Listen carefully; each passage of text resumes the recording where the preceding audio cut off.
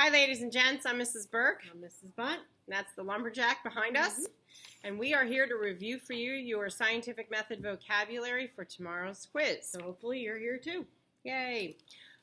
The first thing that we want to cover is in science, the way we write a laboratory, we follow the specific methods of the scientific method. And that goes with the foldable that we did today. The first thing that we have in the foldable is that we always want to ask a question. What is our problem that we are trying to solve?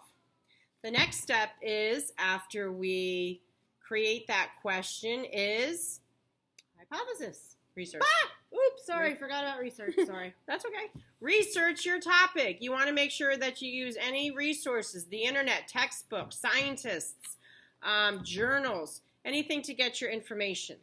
After that, what do you do, Mrs. Bunt? Now you form your hypothesis. That's your prediction or your educated guess. After you state your hypothesis, you are going to test your experiment. This is where you need your materials, you need your procedure, you need to make sure you make good observations. Now, important to have in your observations are anything, any details, anything about time or measurements, any descriptive words or adjectives. All of these are an important part of your observations. After that is step 5. You want to analyze your data. This is where you are going to have your results. They can be on a chart, a graph, a table, written word form. This is where you are going to basically express the information you collected. And lastly, you are going to report your results. The most important thing about communicating your results was the hypothesis correct or not, and why, and ways that you can make it better. And that all goes into the conclusion. That's right. All right. So we talked a little about an observation. That's anything that you use your senses for, anything that you observe, you see, you smell, you touch. You can smell it. Knock, knock. Who's there? Smell mop. Smell mop who? Okay. Never gets old.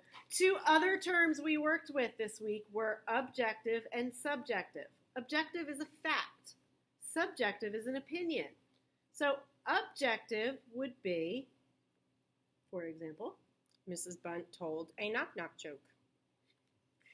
Subjective would be, she told the best knock-knock joke on the planet. Thank you.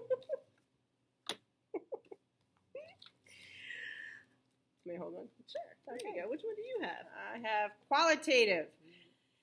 2 types of data or 2 types of expressions we can have is qualitative and quantitative. The first one we'll talk about is qualitative. Qualitative is going to be anything that uses our senses. It does not have specific numbers. Notice it is qual with an L. So we want to make sure that we are dealing with anything that is our senses. Quantitative, on the other hand, has an N in it, and we like to say that that N stands for number, time, temperature, mass, volume. All of those are examples of quantitative data. So if I say the temperature of the beaker was 75 degrees Fahrenheit, that is some quantitative data. The next thing that we want to do when we are discussing our laboratories is we have some certain terms. Constants. Constants are things in the lab that stay the same.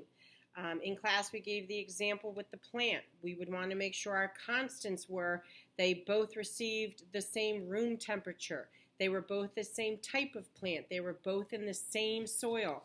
They were both receiving the same amount of water. These are all going to be things that do not change throughout the experiment, and they remain the same. As opposed to variables. Variables are factors that change in an experiment.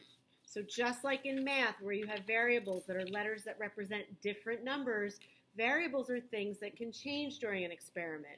We talked about 2 types of variables. And the 2 types of variables that we talked about are the independent variable and the dependent variable. For the independent variable, please make sure that you're familiar with this statement. The independent variable causes a change in the dependent variable, And it isn't possible that the dependent variable can cause a change in the independent variable. So the independent variable is going to be the one causing the change. And the dependent variable is the one that you are going to measure to see the change. It gets changed.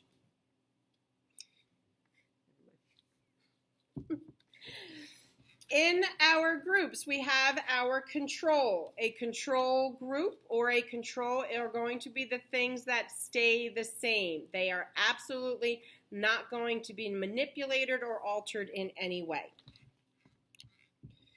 Next, we have the term inference. And an inference is just something that you come up with based on information that you know. We infer. You've heard us use that in class. Right. Oh, three other terms that we want to make sure that you are aware of is the first one is going to be the term science, where we know that that is the study of any natural or physical study of things, and that we want to make sure that we can test them, we can experiment them, and we can observe them. Then we have engineering. Engineering is implementing designs to solve problems of life situations. We apply what we know about science in engineering.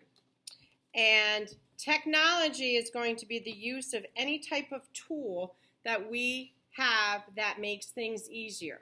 Okay, so technology or tools that we use are going to be constantly changing as we get more advanced, more technological, and it's going to help improve things for our daily lives. Okay, that's your quiz. Make sure you are studying notebooks number 13 through number 18, all of which should be on your laptop. Make sure you are able to look at a scenario and recognize whether information is qualitative or quantitative, subjective or objective, or if we're looking at a scenario, are we talking about an independent or a dependent variable? Good luck. Have fun. Bye. Bye.